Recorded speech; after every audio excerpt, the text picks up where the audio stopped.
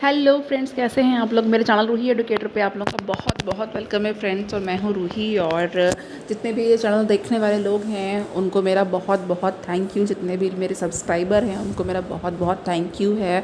और ये जो मेरा चैनल है फ्रेंड्स, आप लोगों को पता है कि इस पर मैं एजुकेशनल वीडियो बनाती हूँ, बायोलॉजी एंड साइंस के वीडियोज़ बनाती हूँ और फूड साइंस के वीडियो भी बना रही हूँ। भी मैंने स्टार्ट किया है और बहुत सारे वीडियोज़ मेरे चैनल पर पड़े हुए हैं। तो जो भी टीचिंग एग्ज़ाम की प्रिपरेशन कर रहा है, टीजीटी पीजीटी एंड आपका एलटी ग्रेड है, जीआईसी लेक्चर है, या किसी भी एग्ज़ाम की प्रिपरेशन कर रहे हैं जिसमें कि बायोलॉजी आती है एज अ सब्जेक्ट, तो आप मेरे चैनल को चूज़ कर सकते हैं।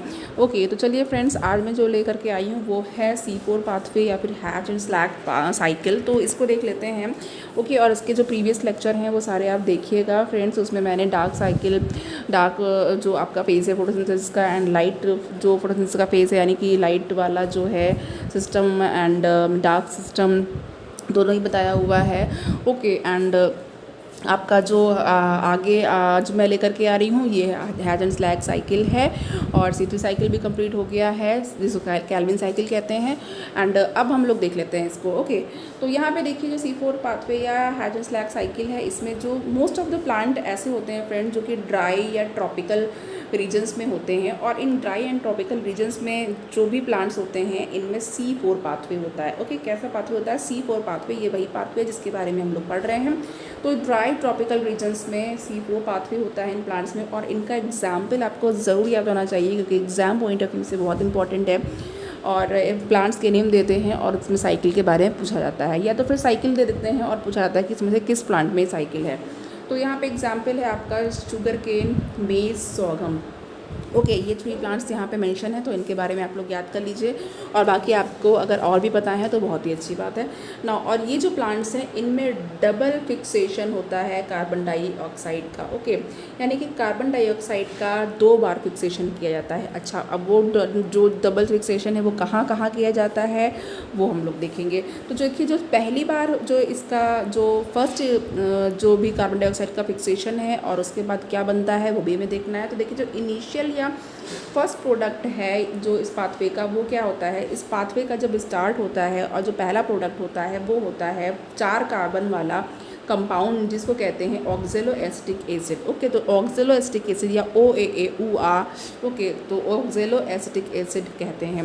नाउ जो 2 Australian botanist hatch and slack ने ट्रॉपिकल प्लांट्स में ये डिस्कवर किया कि जो ट्रॉपिकल प्लांट्स होते हैं वो CO2 को यानी कार्बन डाइऑक्साइड गैस को मोर इफ़िशिएंटली इसको जो है वो यूटिलाइज़ कर सकते हैं C3 प्लांट के कंपैरिजन में। यानी कि अदर जो हमारे प्लांट हैं जिनमें C3 साइकिल होती है उनके कंपैरिजन में जो C4 प्लांट हैं और जो ट्रॉपिकल रीजन से पाए जाते हैं इसमें CO2 का यूटिलाइजेशन बहुत अच्छे तरीके से हो सकता है ना। जो C4 प्लांट्स हैं वो स्पेशल होते हैं और उनकी जो लीफ जो एनाटॉमी होती है वो बहुत स्पेशल टाइप की होती है। और ये हाई टेम्परेचर्स को टॉलरेट कर सकते हैं और हाई इंटेंसिटी ऑफ लाइट के लिए इनका रिस्पॉन्स होता है, यानी कि इनको हाई इंटेंसिटी ऑफ लाइट चाहिए होती है। एंड इसमें wasteful process like photo respiration process जो होता है, जिसको कि कहा जाता है कि एक वेस्टफुल प्रोसेस है, ये इसमें नहीं पाया जाता, यानी कि फोटो रेस्पिरेशन इसमें नहीं होता है। They lack a wasteful process called photorespiration. Now next हम लोग आगे बढ़ते हैं। और इसमें क्या है कि जो C4 पाथवे होता है इसमें 2 टाइप की सेल चाहिए होती है। मस्ट रिमेंबर, इसमें मीजोफिल सेल चाहिए होती है और बंडल शीथ सेल चाहिए होती है, BSC चाहिए होता है। ओके, तो आप इसको जो है मीजोफिल सेल्स को और बंडल शीथ सेल्स BSC को आप लोग बिल्कुल याद रख लीजिएगा। पर्टिकुलरली जो लार्ज सेल्स होती हैं वैस्कुलर बंडल के चारों तरफ C4 प्लांट्स में, उनको कहते हैं बंडल शीथ सेल्स। तो देखिए, जो बंडल शीथ सेल्स हैं ये लार्ज शेप की सेल्स होती हैं, लार्ज साइज़ की सेल्स होती हैं और ये वैस्कुलर बंडल के अराउंड पाई जाती हैं।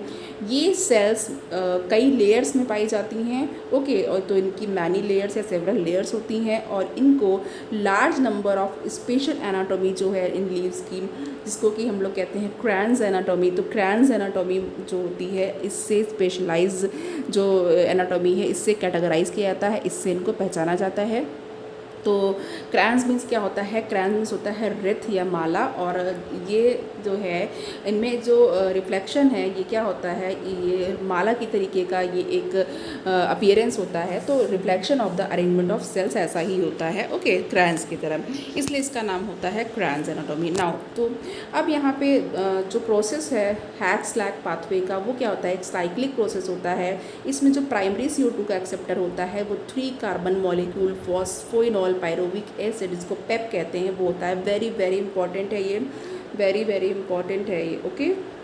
नाउ तो फॉस्फोइनॉल पायरुविक जो एसिड या फॉस्फोइनॉल पायरुवेट जो है वो 3 कार्बन का मॉलिक्यूल होता है, ये भी पूछा जाता है एग्जाम में, और ये प्राइमरी एक्सेप्टर होता है हैक-स्लैक पाथवे में या फिर C4 साइकिल में, और ये मीजोफिल सेल्स में प्रेजेंट होता है। It is also very very important point कि ये मीजो सेल्स में प्रेजेंट होता है, ठीक है।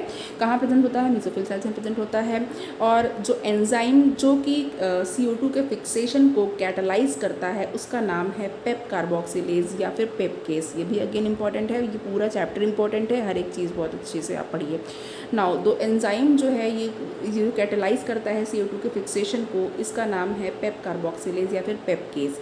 और जो मीजोफिल की सेल्स जो C4 प्लांट में एंजाइम रूबिस्को जो है वो इसमें नहीं पाया जाता है, ओके। तो मीजोफिल सेल्स में रूबिस्को एंजाइम नहीं पाया जाता है, बहुत इंपॉर्टेंट है, और इसमें C4 सेल में ये मीजोफिल सेल्स में नहीं पाया जाएगा, ओके।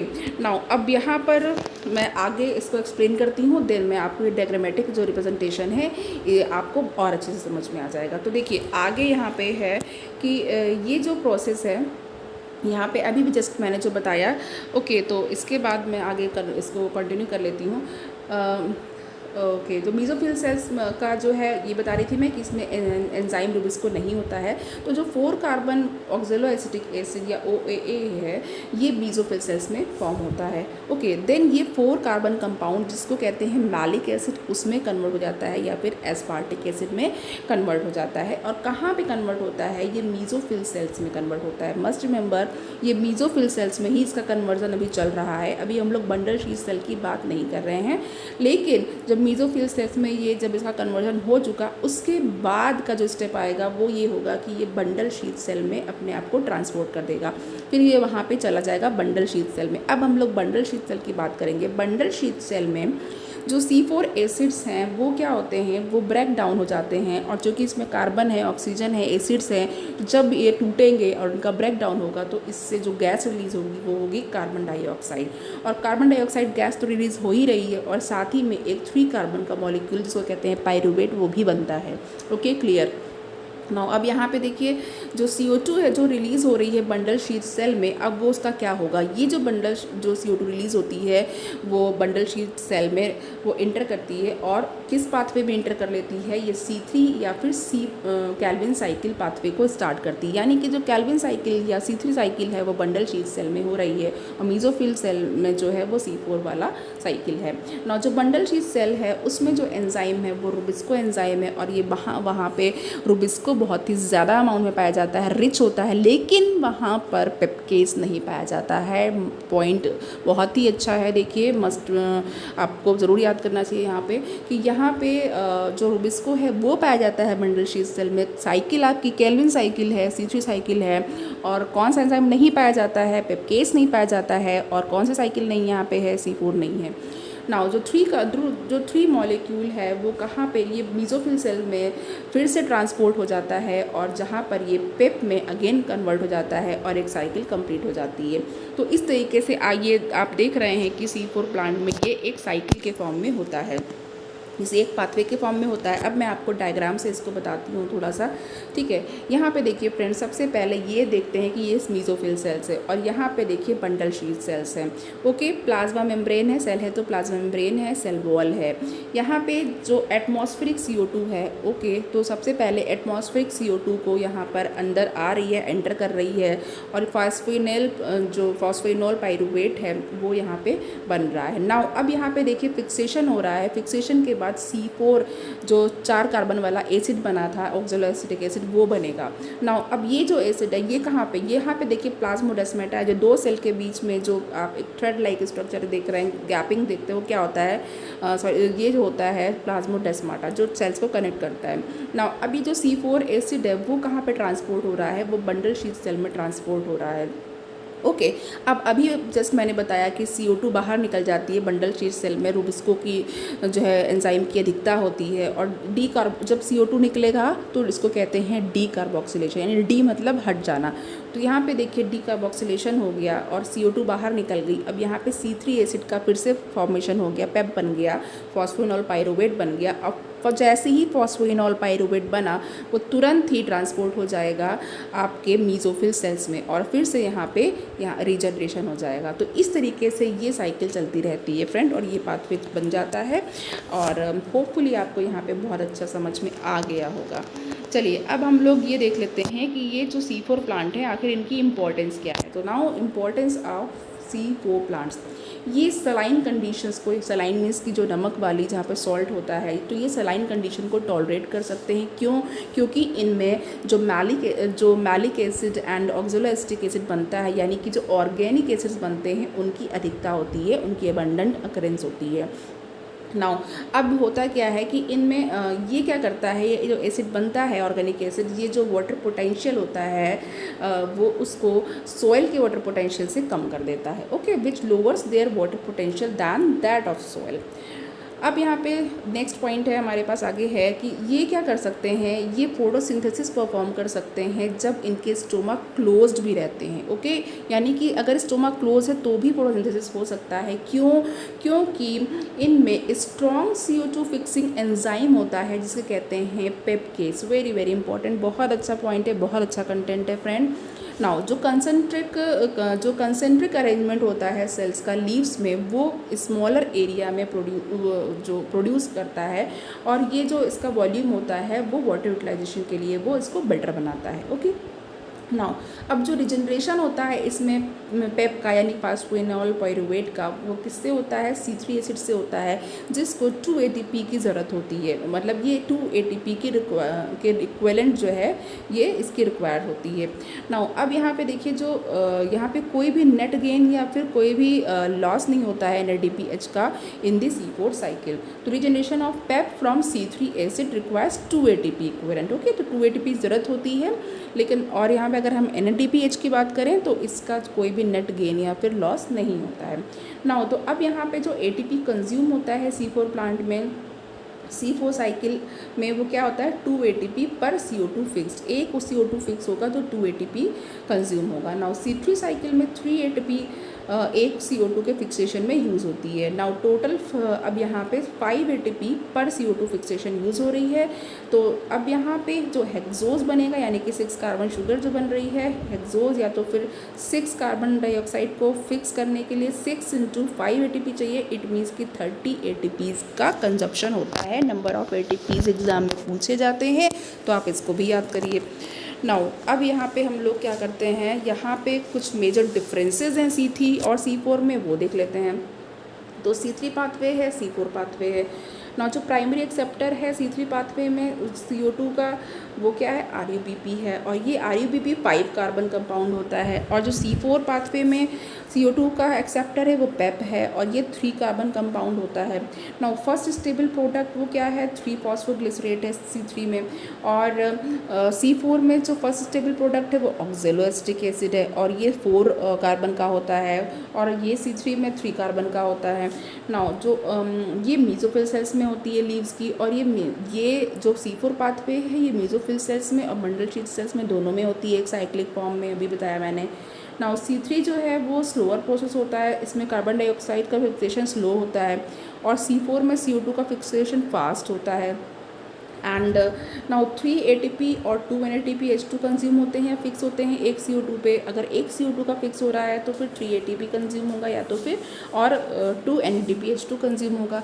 लेकिन जो C4 पाथवे है इसमें 5 ATP एंड 2 NADPH2 कंज्यूम होते हैं एक CO2 को फिक्स करने के लिए। तो चलिए यहाँ पे C4 एंड C3 का कंपैरिजन भी हम लोगों ने कर लिया। नाउ अब यहाँ पे नेक्स्ट है हमारे पास कैम प्लांट्स या फिर जिनको कहते हैं क्रेसोलिसिन एसिड मेटाबॉलिज्म पाथवे। ओके, तो कैम पाथवे है यहाँ पे। ना कुछ प्लांट्स ऐसे होते हैं जिनको कि हम लोग कैम प्लांट्स कहते हैं, और ये अगर हम लोग इसको इलाबोरेट करें इसके नेम को, तो ये है क्रेसोलिसिन एसिड मेटाबॉलिज्म। एंड इनमें स्कोटो एक्टिव स्टोमाटा होते हैं। ओके, स्कोटो एक्टिव स्टोमाटा ऐसे होते हैं जो रात में एक्टिव होते हैं, नाइट में। ना तो ये जो प्लांट होते हैं वो CO2 को नाइट में फिक्स कर लेते हैं, बट ये शुगर जो है सिर्फ डे में फॉर्म करते हैं। मतलब ये CO2 तो फिक्स कर लेंगे, लेकिन इनकी जो शुगर फॉर्मेशन है वो लाइट में ही बनेगी, डे में बनेगी जब रूबिस्को एक्टिव होगा। और रूबिस्को C3 साइकिल में ही एक्टिव है, C3 में है। नाउ और ये जो प्लांट है वो है सीडम, क्लेचू, पाइनएप्पल एंड अपल्शिया। इट मीन्स कि आप नागफनी देखते हैं, आप जो एलोवेरा बहुत फेमस है, ठीक है, घीकुआर है, ये सब देखते हैं, इसमें कैम होता है। ओके, तो नेक्स्ट हम लोग स्टार्ट करते हैं, नेक्स्ट स्लाइड पे मूव कर जाते हैं। Okay, factor affecting photosynthesis. अब ये भी बहुत इंपॉर्टेंट है, अक्सर ही इसमें से एग्जाम में पूछा जाता है। तो देखिए, ऐसे फैक्टर जो कि फोटोसिंथेसिस को अफेक्ट करते हैं वो क्या होते हैं। जो फोटोसिंथेसिस का रेट होता है, वो जो फोटोसिंथेसिस होता है, रेट ऑफ फोटोसिंथेसिस, वो बहुत ही इंपॉर्टेंट होता है। क्यों? क्योंकि ये जो है, जो आपका क्रॉप प्लांट्स है, इसमें जो यील्ड हो रही है इसको डिटरमाइन करता है। तो इनके फैक्टर को भी हमें समझना होगा। तो देख लेते हैं लॉ ऑफ लिमिटिंग फैक्टर जो इम्पॉर्टेंट है, वो 1905 में 1905 में ब्लैकमैन ने दिए थे। और कुछ फैक्टर्स हैं और कुछ बायोकेमिकल प्रोसेस भी हैं, ठीक है। और अब यहाँ पे देखिए ये क्या कहता है, इनका पहला स्टेटमेंट देख लेते हैं कि अगर केमिकल प्रोसेस जो है वो वन या फिर वो वन फैक्टर या फिर इसके रेट से, मोर देन वन फैक्टर या इसके रेट से अगर अफेक्टेड हो रहा है, तो इसको कैसे हम लोग डिटरमाइन करेंगे। जो नियरेस्ट मिनिमल वैल्यू होगी उससे हम लोग डिटरमाइन करेंगे। अभी इस स्टेटमेंट से शायद आपको ज़्यादा ना समझ में आए, लेकिन आगे ज़रूर समझ में आएगा। देखिए, ये जो फैक्टर होता है ये डायरेक्टली जो प्रोसेस होता है और इसकी जो क्वांटिटी होती है उसको अफेक्ट करता है। नाउ अब जो लॉ है इसको इलस्ट्रेट कैसे करें, समझे कैसे। तो देखिए, सपोज जो लाइट इंटेंसिटी जो लीफ को सप्लाई हो रही है वो जस्ट सफिशिएंट है कि वो जो है 5 मिलीग्राम ऑफ CO2 को 1 घंटे में यूटिलाइज़ करेगा। CO2 क्यों यूटिलाइज़ हो रही है? फोटोसिंथेसिस हो रही है तो यूटिलाइज़ हो रही है। नाउ अब यहाँ पे देखिए, जो CO2 है उसमें उसका जो है रेट है वो बिल्कुल किसी भी तरीके से अफेक्टेड नहीं हो रहा है। Okay, does not have any affect upon the rate, उसके रेट पे कोई नहीं इफेक्ट पड़ेगा ना। जो लाइट है, अब क्या हो गई यहाँ पे, जो लाइट है वो लिमिटिंग फैक्टर हो गई। ओके, नाउ फर्दर अब जो रेट ऑफ फोटोसिंथेसिस है वो तब होगा जब लाइट जो इंटेंसिटी है लाइट की वो बढ़ाई जाएगी। ओके, तो यहाँ पे ये इन्होंने इलस्ट्रेशन भी दे दिया है। अब इंटरनल प्लांट फैक्टर को देख लेते हैं। इंटरनल प्लांट फैक्टर में number, size, age and orientation of leaves हैं, मीजोफिल सेल्स है and chloroplast, internal CO2 concentration and amount of chlorophyll. Okay, now plant factors are dependent on the genetic predisposition. And देखिए, external factor देख लेते हैं। External factor में sunlight, temperature, CO2 concentration and water, ये external factor हैं। तो जो बहुत सारे फैक्टर्स हैं वो इंटरैक्ट करते हैं एंड साइमल्टेनियसली जो फोटोसिंथेसिस रेट को जो है अफेक्ट करते हैं। और एट एनी पॉइंट, किसी पॉइंट पे जो रेट है वो क्या होता है, वो डिटरमाइन करता है जो भी फैक्टर्स अवेलेबल होते हैं। ओके, तो यहाँ पे ये चीज़ें। नाउ अब हम इसको एक एक करके एक्सप्लेन कर देते हैं। तो देखिए, सबसे पहले मैं लाइट के बारे में बताती हूँ। तो लाइट इंटेंसिटी है, तो ये जो है एक लीनियर रिलेशनशिप होता है बिटवीन द इंसिडेंट लाइट, यानी कि जो लाइट पड़ रही है लीफ पे, एंड जो CO2 फिक्सेशन हो रहा है एट लो लाइट इंटेंसिटी पे, तो उसके बीच में एक लीनियर रिलेशनशिप होता है। हायर लाइट इंटेंसिटी है अगर, तो ग्रेजुअली जो रेट है वो कोई भी इंक्रीज शो नहीं करेगा, और जो क्या हो जाएगा, एक लिमिटिंग की तरह काम करेगा, लिमिटिंग फैक्टर की तरह। नाउ अब जो लाइट का सैचुरेशन है वो 10% अगर ऑफ टोटल सनलाइट का अवेलेबल है प्लांट्स के लिए अवेलेबल होता है। नाउ अब जो इंक्रीज़ है इंसिडेंट लाइट की वो इस पॉइंट के बियॉन्ड अगर आगे बढ़ाई जाए तो वो क्या होती है, तो फिर जो क्लोरोफिल होता है उसका ब्रेक डाउन होने लगता है और फोटोसिंथेसिस का डिक्रीज़ होने लगता है इस पॉइंट पे। तो इसको इस 10% वाले फैक्टर से आगे नहीं बढ़ाना है। इसलिए एक्सेप्ट फॉर प्लांट्स, इन जो भी प्लांट्स जो शेड में है, छाए में है या फिर डेंस फॉरेस्ट में है, ओके, और लाइटली या फिर रेयरली जो है वो उनके लिए ये लाइट जो है उनके लिए लिमिटिंग फैक्टर नहीं है या रेयरली लिमिटिंग फैक्टर है। नाउ लाइट क्वांटिटी देख लेते हैं। तो लाइट क्वांटिटी, जो अगर लाइट 400 से 700 नैनोमीटर वेवलेंथ में है, तो जो फोटोसिंथेटिकली एक्टिव रेडिएशंस जिसको कहते हैं, ओके, तो ये पार होता है उसमें फोटोसिंथेटिकली एक्टिव रेडिएशंस को हम लोग पार कहते हैं। नाउ मैक्सिमम फोटोसिंथेसिस जो है वो रेड एंड ब्लू लाइट में होती है ऑफ द विजिबल स्पेक्ट्रम, और मिनिमम जो है वो ग्रीन लाइट में होती है। बहुत बहुत इंपॉर्टेंट है, एग्जाम में कई बार पूछा जा चुका है फ्रेंड कि जो मैक्सिमम फोटोसिंथेसिस होती है वो कब होती है, वो रेड लाइट में और ब्लू लाइट में होती है, विजिबल स्पेक्ट्रम की जो लाइट्स हैं 7 कलर्स की, एंड जो मिनिमम फोटोसिंथेसिस होती है वो ग्रीन लाइट में होती है। ओके, तो या तो आप ऐसे याद कर लीजिएगा, आर बी मैक्स आप उसको लर्न कर सकते हैं, जैसे मैंने भी लर्न किया हुआ था आर बी मैक्स। ओके, तो ताकि R for red, B for blue और मैक्स मैक्सिमम, और ग्रीन से तो आप मिनिमम ही है। चलिए अब नेक्स्ट हम लोग देख लेते हैं, यहाँ पे जो ग्राफ बना है इसको पहले देख लिया जाए। रेट ऑफ फोटोसिंथेसिस है एंड लाइट इंटेंसिटी है, तो आप देख रहे हैं यहाँ से थोड़ा इंक्रीज, उसके बाद स्टेबलाइज हो रहा है। ओके, उसके बाद आपका जो है पैरेलल हो गया है, अब आगे इंक्रीज़ नहीं है, आगे एक फिक्स रेट हो गया है इसका। तो ये लाइट इंटेंसिटी और रेट ऑफ फोटोसिंथेसिस का है। नाउ नेक्स्ट हमारे पास है CO, ड्यूरेशन ऑफ लाइट का देख लेते हैं। ड्यूरेशन ऑफ जो लाइट है वो रेट ऑफ फोटोसिंथेसिस पे इफेक्ट नहीं करती है, लेकिन हाँ ये ओवरऑल फोटोसिंथेसिस पे एक इफेक्ट डालती है।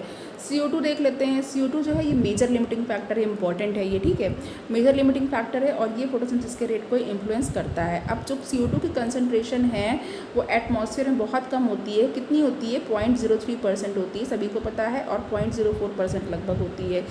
ओके, इसी के बीच में होती है। तो जो लेवल है CO2 का वो जो भी ऑप्टिमम फोटोसिंथेसिस का जो रिक्वायरमेंट है उससे कम रहता है। तो अब इंक्रीज़ करते हैं अगर लेवल को, CO2 के लेवल को अगर हम लोग इंक्रीज़ करें 0.05 कर दें, तो ये क्या होता है, रेट ऑफ फोटोसिंथेसिस बढ़ जाता है। लेकिन इस 0.05 के आगे, बियॉन्ड दिस लेवल, ये क्या करता है, ये अगर देर तक रहा इसी पॉइंट से आगे, बियॉन्ड दिस पॉइंट 0.05 से आगे अगर हमने 0.6 कर दिया, सपोज 0.06 कर दिया या और बढ़ा लिया, तो क्या होगा, ये धीरे धीरे करके ये डैमेज कर देता है।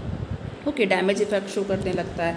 Now C3 and C4 plant जो इनका रिस्पॉन्स है CO2 कंसनट्रेशन के लिए वो डिफरेंट होता है। लो लाइट में जो लो लाइट इंटेंसिटी होती है, नीदर टाइप, उसमें जो है CO2 का हाई कंसनट्रेशन होता है, ओके, वो कोई भी रिस्पॉन्ड नहीं होता है। लेकिन अगर जो लाइट की है इंटेंसिटी वो हाई होती है, वो C3 और C4 प्लांट में, तो ये क्या करता है, ये एक इंक्रीजिंग रेट शो करता है फोटोसिंथेसिस का। जो C4 प्लांट है वो सैचुरेशन 360 माइक्रो पर लीटर से, यानी ppm से, जो इस पे जो है अबाउट इसी रेंज पे जो है एक सैचुरेशन शो करते हैं। जबकि जो C3 प्लांट हैं वो बियॉन्ड, यानी कि 450 से आगे बियॉन्ड जो है ये इस पे सैचुरेशन शो करते हैं। अब जो करंट कंसनट्रेशन है CO2 की वो C3 के लिए क्या होती है, जो ये वाली है, ये लिमिटिंग हो जाती है। नाउ C3 प्लांट्स जो हैं वो CO2 कंसनट्रेशन के लिए हायर रिस्पॉन्स करते हैं। कैसे, ये इंक्रीज रेट ऑफ फोटोसिंथेसिस को शो करते हैं और हायर प्रोडक्टिविटी करते हैं। एंड जो इसको आगे जो है इसका जो यूज़ है वो ग्रीन हाउस में जो क्रॉप्स रखी जाती हैं, टोमेटोज़ एंड बेल पेपर, इनके लिए यूज़ होता है। नाउ अब ये जो क्रॉप है इनको CO2 की एनरिच एनवायरनमेंट में या एनरिच एटमॉस्फेयर में ग्रो कराया जाता है, जिससे कि यील्ड को हाई कर लिया जाए, यानी कि यील्ड को बढ़ाने के लिए ऐसा किया जाता है। अब टेम्परेचर की बात करते हैं, तो टेम्परेचर है, टेम्परेचर देख लेते हैं। टेम्परेचर में जो फोटोसिंथेसिस जो है वो एक वाइड रेंज ऑफ टेम्परेचर में हो सकती है। नाउ लाइट रिएक्शंस वो टेम्परेचर सेंसिटिव होती हैं और ये मच लेसर एक्सटेंट में अफेक्टेड होती हैं। ओके, नाउ डार्क रिएक्शन जो हैं ये इंजाइमेटिक होती हैं और ये टेम्परेचर कंट्रोल्ड होती हैं। तो डार्क रिएक्शन में एंजाइम का रोल ज़्यादा होता है, टेम्परेचर कंट्रोल्ड होती हैं। और अगेन जो टेम्परेचर ऑप्टिमम जो है फोटोसिंथेसिस के लिए वो डिफरेंट प्लांट के लिए डिफरेंट है, जो अलग अलग हैबिटेट में रहते हैं। जो ट्रॉपिकल प्लांट्स के लिए ये हायर टेम्परेचर ऑप्टिमम होता है दैन द जो कि प्लांट जो टेम्परेट में रह रहे हैं। नाउ C4 प्लांट का जो रिस्पॉन्स होता है हायर टेम्परेचर के लिए ज़्यादा होता है और ये हायर रेट ऑफ फोटोसिंथेसिस करते हैं। जबकि जो C3 प्लांट्स का होता है इनका लोअर होता है, ऑप्टिमम टेम्परेचर होता है। Now optimum temperature C3 plants में 20 से 25 डिग्री सेंटीग्रेड रहता है, इसको आप याद कर लीजिएगा, टेम्परेचर पूछा जाता है। और C4 प्लांट में ये 35 से 45 डिग्री होता है, इसको भी याद कर लीजिएगा।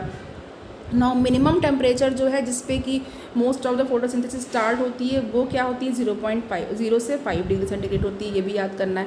नाउ और ये -35 डिग्री सेंटीग्रेड जो है वो जिम्नोस्पर्म्स के लिए होती है। एंड मैक्सिमम टेम्परेचर जिस पे फोटोसिंथेसिस हो सकती है डिज़र्ट प्लांट्स में वो 50 से 55 डिग्री सेंटीग्रेड होती है and 70 to 75 for hot spring algae. देखिए बहुत अच्छा पॉइंट है, बहुत सारे इंपॉर्टेंट चीज़ें इसमें आपको पता चल गई हैं। नाउ नेक्स्ट अगर मैं बात करूँ तो वाटर की बात कर लेते हैं। ओके, तो वाटर है यहाँ पे। वाटर एक रॉ मटेरियल की तरह यूटिलाइज होता है फोटोसिंथेसिस में, और फोटोसिंथेसिस जो प्रोसेस होता है वो लेस देन 1% ऑफ वाटर इसमें प्लांट में एब्जॉर्ब होता है इस प्रोसेस के द्वारा। इसलिए जो लिमिटिंग फैक्टर, ये रेयरली लिमिटिंग फैक्टर बनता है, लेकिन वाटर स्ट्रेस से स्टोमेटा क्लोज हो जाते हैं। अगर वाटर की कमी हो, वाटर स्ट्रेस हो, तो स्टोमेटा क्लोज जाते हैं, इसलिए CO2 की अवेलेबिलिटी कम हो जाती है, तो गैसेज एक्सचेंज नहीं हो पाता है, ये पता है आपको ना। जो वाटर स्ट्रेस है वो पत्तियों को मुरझा सकती हैं, एंड जो रिड्यूसिंग ये सरफेस एरिया को रिड्यूस कर सकती है ना। मेटाबॉलिक एक्टिविटी भी रिड्यूस हो जाती है, इसलिए जो वाटर है वो जो फैक्टर है ये प्लांट पे अफेक्ट करता है, डायरेक्टली फोटोसिंथेसिस पे अफेक्ट नहीं करता है। ऑक्सीजनिक फोटोसिंथेसिस देख लेते हैं क्या है। तो ऑक्सीजनिक फोटोसिंथेसिस जो ग्रीन प्लांट हैं, साइनोबैक्टीरिया हैं, और ये वाटर को as a reducing power use करते हैं। ओके ना, जो फोटोलिसिस ऑफ वाटर है वो उसमें ऑक्सीजन का रिलीज़ होता है एज अ बाई प्रोडक्ट। तो ये जो फोटोसिंथेसिस है इसमें ऑक्सीजन का रिलीज़ होता है, इसलिए इसको ऑक्सीजनिक फोटोसिंथेसिस कहते हैं। नाउ एनऑक्सीजनिक फोटोसिंथेसिस क्या होती है, जैसे कि आपका बैक्टीरिया जो इवोल्यूशन ऑफ ऑक्सीजन जो करता है ड्यूरिंग फोटोसिंथेसिस, और इसमें जो है आपका ये H2O को यूज़ करने में इनकैपेबल होता है, और ये रिड्यूसिंग पावर की तरह इसको यूज़ नहीं कर पाता है, और इसकी बजाय ये क्या क्या यूज़ करता है, ये H2S हाइड्रोजन सल्फाइड है, थायोसल्फेट है, ये सब यूज़ करता है, तो ये एनऑक्सीजनिक हो जाते हैं। नाउ सिग्निफिकेंस ऑफ फोटोसिंथेसिस एक बार देख लेते हैं। तो देखिए सिग्निफिकेंस क्या है फोटोसिंथेसिस का, ये enormous quantity of organic matter जो है आपका ये प्रोड्यूस करता है। नाउ अब यहाँ पे हमको जो इसका इंपॉर्टेंट पॉइंट है ये देखना है। देखिए जो जितना भी आपका फोटोसिंथेसिस प्रोडक्ट है वो सिर्फ ऑर्गेनिज्म की बॉडी से ही नहीं, बल्कि जो भी एनर्जी प्रोवाइड होती है और जो मेटाबॉलिक एक्टिविटी में कैरी की जाती है डिफरेंट टाइप ऑफ मूवमेंट से, उससे भी होती है। नाउ जो केमिकल एनर्जी है वो ऑर्गेनिक फूड में जो प्रेजेंट होती है वो रेडिएंट सोलर एनर्जी में कन्वर्ट होती है, और कोल, पेट्रोलियम, नेचुरल गैस प्रेजेंट होती है, ये फोटोसिंथेटिक कैपिटल होती है ना। और ये फोटोसिंथेटिक कैपिटल आपकी पास्ट जियोलॉजिकल एजेस से रही है। अब यहाँ पे देखिए अलॉन्ग विद वुड और जो सफिशिएंट पोर्शन है एनर्जी का, ये सारी चीज़ें, और जो डोमेस्टिक के लिए, इंडस्ट्रियल के लिए एंड ट्रांसपोर्ट के लिए जो नीड होती हैं ये सारी पूरी होती हैं इससे। एंड आपका यहाँ पे कुछ मटेरियल जो ऑर्गेनिक वर्ड से डिराइव्ड होते हैं ओके डेली यूज़ में, जैसे कि आपका natural fibres, drugs, vitamins, gums, tannins, turpentine, furniture etcetera हैं। एंड ऑक्सीजन जो है वो तो कॉन्स्टेंटली कंज्यूम ही हो रही है, और CO2 वो इवॉल्व हो रही है for the respiration of animal उससे रेस्पायर करते हैं। नाउ बर्निंग ऑफ वुड है, कोल, पेट्रोलियम, नेचुरल गैस, ये सारे से भी CO2 रिलीज़ होती है। Now high carbon dioxide content जो है एटमॉस्फेयर का वो टॉक्सिक होता है, और लोअर कंसनट्रेशन जो है ऑक्सीजन की वो इक्वली हार्मफुल होती है। ओके, तो ये सारी चीज़ें आपने यहाँ पर देख ली। अब यहाँ पे जो हमारे पास है वो फोटो रेस्पिरेशन है, ये देख लेते हैं। तो फोटो रेस्पिरेशन में हमें क्या देखना है, मेनली हमें इसका प्रोडक्ट देखना रहता है, लेकिन इसको हम लोग पढ़ते हैं। ओके, क्वेश्चंस आते हैं इस पर से। तो जो फोटो रेस्पिरेशन है वो कैसा प्रोसेस होता है, इसमें लॉस या फिर फिक्स्ड होता है कार्बन का as a carbon dioxide in plant और in the presence of light. Okay, और ये जो प्रोसेस है वो ATP और NTP इसमें प्रोड्यूस नहीं होती है, इसलिए ये कोई उसका प्रोसेस नहीं है, वेस्टफुल प्रोसेस है। तो फोटो रेस्पिरेशन कब होता है, जब हाई कंसनट्रेशन ऑफ ऑक्सीजन होती है, ये आपको याद रखना है। ओके, कि जब हाई कंसनट्रेशन ऑफ ऑक्सीजन होती है और ऐसे सर्कमस्टांसेस जब होती हैं तभी होता है। देखिए जो रिबुस्को एंजाइम होता है वो RUBP का कार्बोक्सिलेशन करता है फर्स्ट स्टेप में ऑफ द कैल्विन साइकिल के फर्स्ट स्टेप में ऐसा करता है। उसके बाद ये जो है ये कैसा वर्क करने लगता है, ऑक्सीजनेशन एंजाइम की तरह वर्क करने लगता है। कुछ ऑक्सीजन है वो रुबिस्को के साथ बाइंड हो जाती है, और जो CO2 है वो फिक्सेशन उसका डिक्रीज हो जाता है ना। RUBP जो है वो ऑक्सीजन के साथ बाइंड होती है और एक मॉलिक्यूल PGA का बना लेती है। PGA क्या है, phosphoglyceric acid.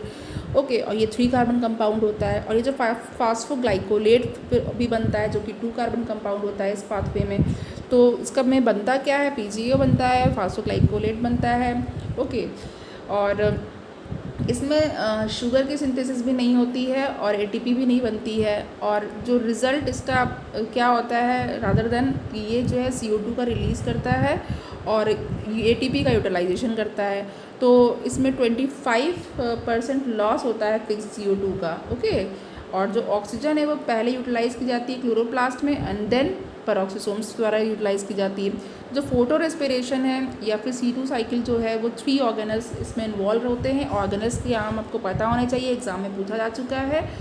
Chloroplast, peroxisomes and mitochondria, ये तीनों ऑर्गेनल इन्वॉल्व होते हैं। Chloroplast, peroxisomes and mitochondria. Loss या फिर CO2 का जो लॉस होता है CO2 का, वो माइटोकॉन्ड्रिया में होता है। ये पता होना चाहिए आपको कि जो CO2 का लॉस है वो किस ऑर्गेनल में होता है, वो माइटोकॉन्ड्रिया में होता है। नाउ C4 प्लांट्स में जो फोटो रेस्पिरेशन होता है वो नहीं होता है, बहुत अच्छी बात है। और इन प्लांट्स में एक मैकेनिज़्म होती है जो कि CO2 के कंसनट्रेशन को बढ़ाती है और एंजाइमेटिक साइट पर। ओके, और जो C4 पाथवे होता है इसके बारे में मैं बता ही चुकी हूँ, तो इसके बारे में मैं अगेन नहीं बताने वाली यहाँ पे।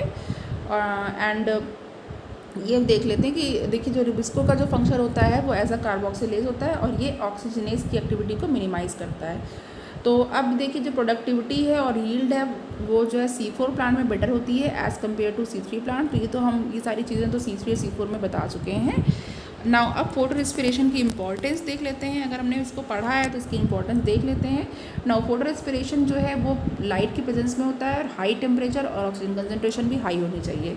नाउ फोटो रेस्पिरेशन वो excess amount of CO2 involve होती है एंड फोटो रेस्पिरेशन में हमेशा CO2 जो कार्बन डाइऑक्साइड फिक्सेशन प्रोसेस होता है उसके साथ हमेशा कम्पीट करता है, उसके साथ हमेशा कॉम्पिटिशन रखता है और CO2 का लॉस भी होता है काफ़ी। नाउ ये हैवी लॉस होता है, जो फिक्स्ड कार्बन डाइऑक्साइड है उसका हैवी लॉस करता है इसमें, और कोई भी एनर्जी रिच कंपाउंड प्रोड्यूस नहीं होता है। नाउ और ये जो प्लांट्स को प्रोटेक्ट करता है फोटो ऑक्सीडेटिव डैमेज से, यानी प्लांट का फोटो ऑक्सीडेटिव डैमेज होने से ये बचाता है। जब कब बचाता है? जब कार्बन डाइऑक्साइड की जो अमाउंट होती है वो लो होती है, so as to utilise the light energy and the excess जो लाइट एनर्जी है वो फोटो रेस्पिरेशन में यूज जाती है। नाउ अब यहाँ पे देखिए जो इंक्रीज अमाउंट है CO2 की वो फोटोसिंथेसिस का फेवर करती है, और जबकि जो इंक्रीज अमाउंट है ऑक्सीजन की और लाइट एनर्जी की वो इनिशिएट करती है फोटो रेस्पिरेशन को, और जो फोटो रेस्पिरेशन है वो नेग्लेजिबल या फिर एब्सेंट होता है C4 प्लांट्स में। अब यहाँ पे देख लेते हैं ये इंपॉर्टेंट क्या दिया है कि जो फोटो रेस्पिरेशन है वो एरोबिक रेस्पिरेशन से रिलेटेड नहीं है, क्योंकि जो एरोबिक रेस्पिरेशन होता है वो थ्रू आउट द डे होता है और नाइट होता है और सभी टाइप की सेल्स में होता है, लेकिन जो फोटो रेस्पिरेशन होता है वो सिर्फ लाइट की प्रेजेंस में ग्रीन सेल्स में होता है। और ATP जो है वो एरोबिक रेस्पिरेशन में प्रोड्यूस होती है, फोटो रेस्पिरेशन में प्रोड्यूस नहीं होती है। ओके, और ATP कंज्यूम होती है बल्कि इसमें, बहुत इंपॉर्टेंट अच्छा पॉइंट है। तो चलिए फ्रेंड, आज के लिए इतना ही, और आप लोग अच्छे से पढ़ाई करिए और मेरे जो कंटेंट है मेरे चैनल है इसको अच्छे से इसको देखिए, इसको यूटिलाइज़ करिए और प्लीज़ लाइक करिए एंड सब्सक्राइब एंड शेयर करिएगा। Okay, thank you so much.